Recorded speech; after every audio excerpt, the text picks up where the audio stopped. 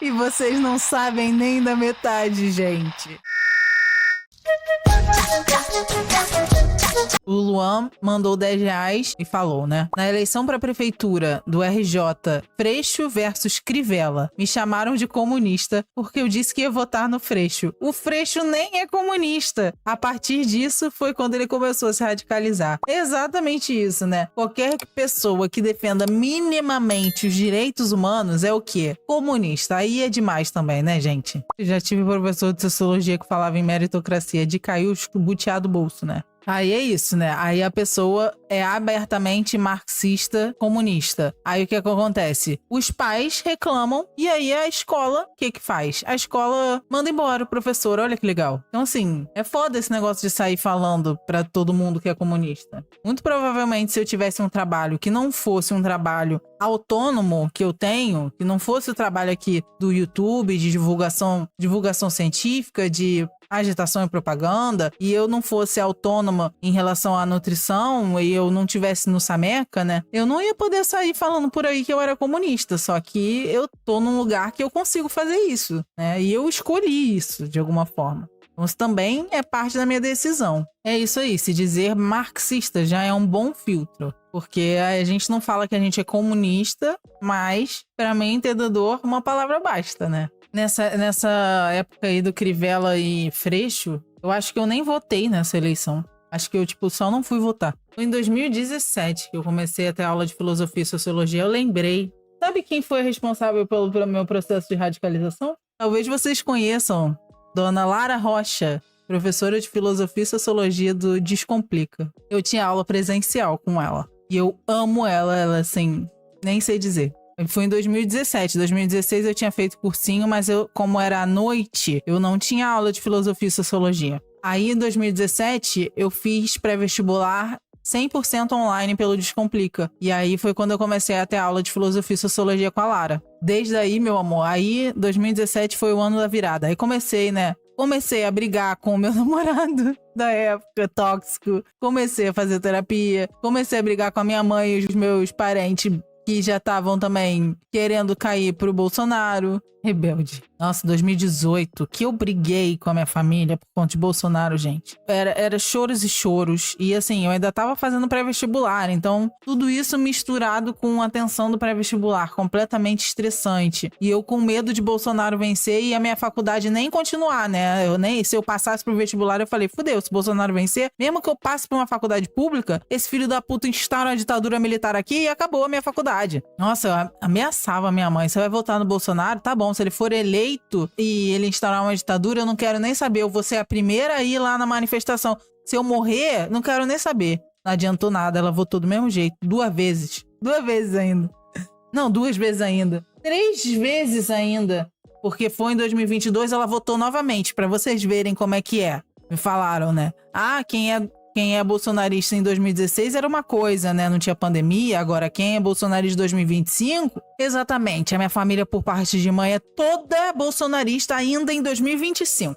Não dá. Meus tios indo em manifestação de Bolsonaro, vocês acham mesmo que eu vou conseguir ficar calada? Passando paninho pra essa galera, convivendo? Dá pra mim, né? Já deu, né? Eu não sou obrigada a isso. Prefere o Bozo que a filha, exatamente. Meus pais são evangélicos, mas não votaram no Bozo, não. Eles perceberam uma galera idolatrando ele demais nas igrejas. E sobre política, a gente não discute muito. Então, eles são de boa. É, Isaac, que bom. Ah, eu já falei várias atrocidades, né? Aqui pra vocês que já ouviram da minha família. Ô, Jean, minha família é petista doente e extremamente reaça ao mesmo tempo.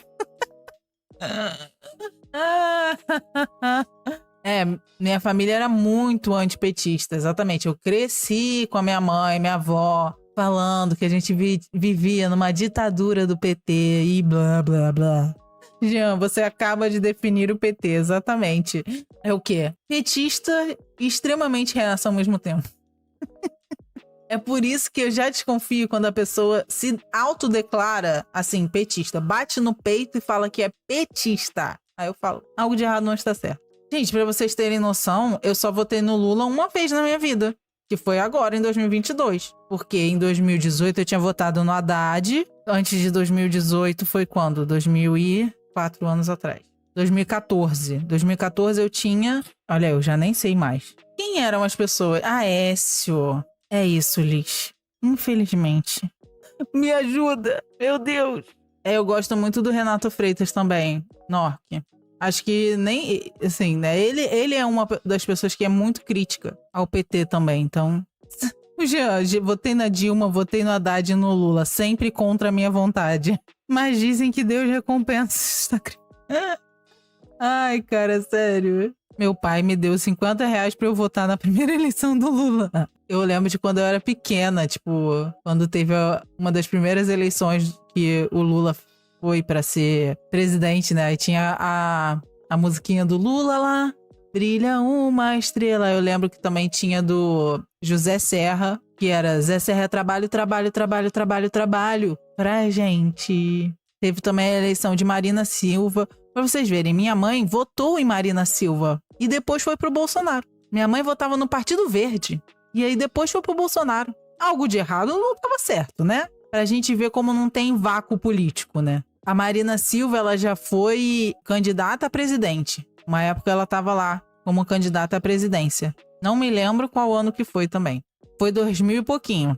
Que eu nasci em 92. Nasci o quê? Fernando Henrique Cardoso. De social-democracia é a antessala do fascismo. Ó, o NPC falou que a primeira vez que ele votou, que foi com 16 anos, ele votou na Marina Silva. Ó, passaporte do Jair mandou R$20 e falou: competição de pai de merda. Meu pai fez uma dívida de 6K no meu nome e uma de 30 no nome da minha mãe. Largou a família, encontrou uma mulher da minha idade, fez constelação familiar com ela, se casou com ela e teve uma filha aos 63 anos. Gente, vocês querem mesmo entrar no ponto de pais merdas? Vamos entrar então nessa competição. Meu pai não fez uma dívida de 6K no meu nome, mas ele já tentou fazer várias dívidas no meu nome, inclusive. Porque ele usava o meu cartão de crédito e aí depois ele falava que ele já tinha pago quando ele não tinha pago, e aí eu tinha sempre que pagar. Ele botava as contas da casa dele também no meu cartão de crédito. Ele me prometeu que quando eu fizesse 18 anos e passasse para a faculdade, eu ia ganhar o carro. Você ganhou um carro? A aluna também não. Nunca ganhou na vida. E mais, meu pai traiu a minha mãe quando a minha irmã tinha acabado de nascer, uma criança 1 ano e meio. Ele já estava há 5 anos com a amante. A amante do meu pai é uma psicopata. Já tentou sequestrar o meu irmão, jogou carne envenenada pros meus cachorros, tinta óleo no carro da minha mãe. Que mais, gente, vocês querem competir com o pai de merda? Passaporte do Jair. Ah! E vocês não sabem nem da metade, gente. Vocês não sabem nem da metade. A senhora ganhou. Ai, gente, sério.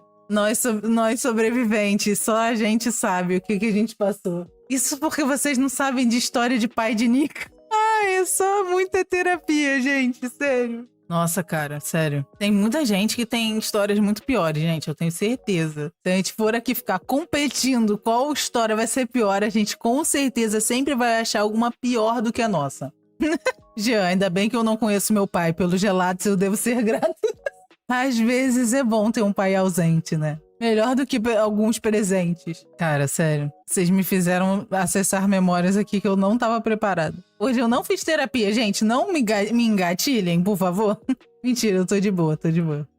Ô, Nicolas, agora eu acredito quando minha psicóloga fala que eu fui bem criado. Gente, leiam Bell Hooks. Tudo sobre o amor. Não é sobre só relacionamentos amorosos entre afetos, né? Entre você e outras pessoas, que eu digo de forma amorosa, relação sexual. Também é sobre afetos familiares, é sobre como o amor é passado pela nossa família. Tipo, a gente tem uma ideia de o que seja o amor que é completamente diferente do que deveria ser. A gente acha que o amor é um sentimento, só que o amor é uma ação. Amor não é igual a cuidado. E quando eu tava lendo Bell Hooks, eu percebi que o que eu tive da minha família foi cuidado muitas vezes, e não amor, sabe? Tipo, são coisas bem diferentes. Só que a gente acostuma a achar que cuidado é amor. Ou seja, se a tua família não te deixou passar fome, é porque ela te ama. Se a tua família não te... sabe, não te bateu, é porque ela te ama.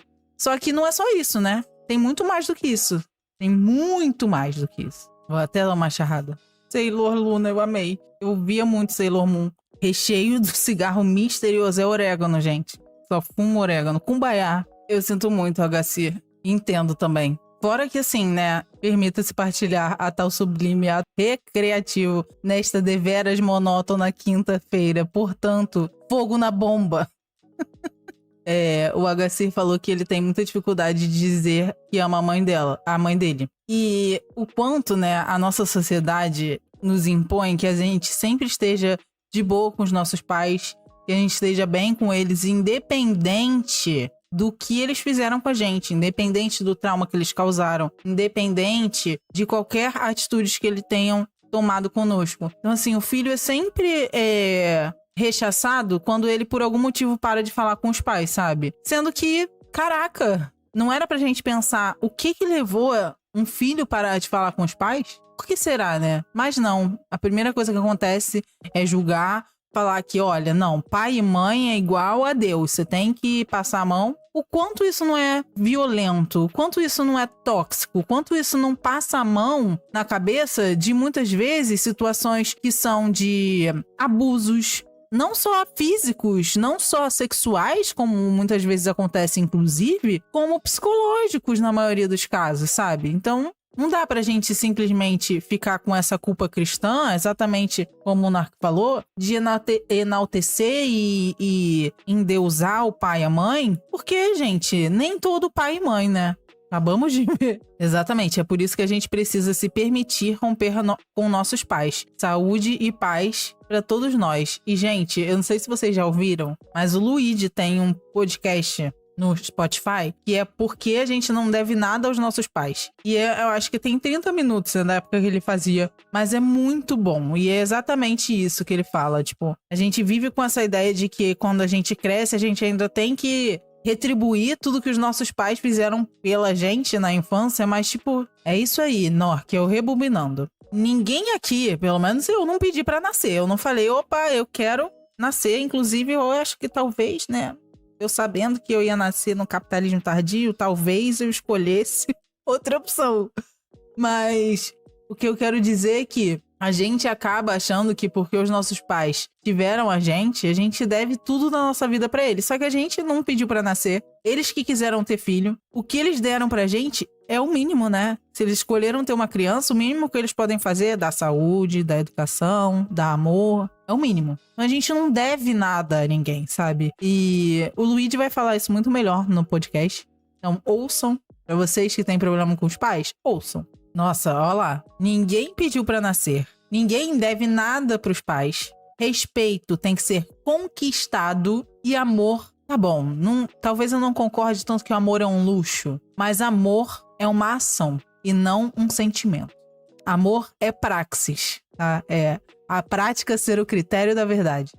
Materialismo histórico dialético, exatamente. O livro que eu falei é Tudo sobre o Amor, da Bell Hooks. É muito bom. Eu ainda não terminei de ler, tô tipo na metade. Mas já foi já foi um soco no estômago. É isso, Rafa. Se a gente pudesse escolher como a gente queria nascer, você acha que eu ia querer nascer uma mulher numa sociedade patriarcal, por exemplo? Uma pessoa LGBT numa sociedade homofóbica? Uma mulher parda numa sociedade eurocêntrica, racista? Não, só não, né? Você acha que eu escolheria nascer em Carapicuíba, Pindamonhangaba? Eu cresci no capitalismo. A seleção brasileira acabou de perder de 4-1 para a Argentina. O Kanye West, que era um ativista antirracista, Black Lives Matter, virou nazi. Gente, Alice, privilegiadinha. Tudo bem, você também não precisa se sentir culpada por ter tido um pai legal. Agora, chamar de princesa já é demais. Não me chame de princesa, eu sou comunista. Eu odeio a monarquia. Se eu pudesse, eu escolheria nascer em Australopithecus. O Antônio, eu nasci em Junqueirópolis. Você acha que eu queria nascer? Abaixo a monarquia, exatamente. A única coisa boa da monarquia é a criação da coxinha. E nem foi um feito por monarca. Óbvio que não, né? Porque quem cozinhava, né, nunca era o monarca. Eu seria muito um panda, 0% de instinto de sobrevivência. Cara, eu adoro ver os vídeos dos pandas se jogando Nika falou que a gente é neurodivergente, é sempre meio panda. Ia ser uma barata voadora atacar o terror. Eu e meus manos não fechamos com essa tal monarquia. Nossa, Algacia, privilégios, né? Nasceu em Ilhéus, na Bahia. Pô, nascer na Bahia já é um privilégio. Aí, Santa Teresa presente novamente. Tamo junto, sempre. Galgando um dia minha casa em Santa Teresa. Imagina quem nasceu em Dubai brasileiro. BC. Nós vai descer. Vai descer. Eu já deixei de ser princesa desde que me tornei comunista. Meu nome do telefone dele é o meu nome mesmo agora. Ah, entendi. Então, seu pai não gosta que você seja comunista? Cidade da facada, Juiz de Fora. Ai, cidade do que poderia ter sido não foi. Do que uma vida poderia ter evitado a morte de 700 mil pessoas. Fica aí o questionamento. Grande Adélio, exatamente. A cidade do quase. Eu vi um vídeo do tio falando, que mandaram a pergunta pra ele. Se você pudesse escolher 2 lugares pra voltar no tempo, um por prazer e o outro por dever. E aí eu achei incrível, porque ele voltou por prazer pra Mesopotâmia, pra ele falar com a pessoa que escreveu o primeiro Gilgamesh. E por dever, ele voltaria na União Soviética, na época do Stalin, pra falar com o Stalin assim: fica de olho nesse tal de Nikita. Eu achei muito bom isso, sério. Jean, amo Porto Seguro. Fui na minha viagem de formatura pra Porto Seguro. Nada de Gorbachev. Ah, eu não queria ter nascido na Suíça, não. Lugar frio, ninguém é legal. Fica de olho nesse Nikita. Ele não é uma pessoa gente boa. Se eu pudesse voltar no tempo em um lugar por lazer, eu voltaria. Eu acho que eu também voltaria na União Soviética, mas eu voltaria pra viver aquele momento ali. Eu queria viver naquele momento, ver como é que tava a medicina, ver como é que tava a vida do trabalhador, viajar, poder, assim, fazer essas coisas. E por dever, acho que eu voltaria pro Brasil, só que na época da criação do SUS.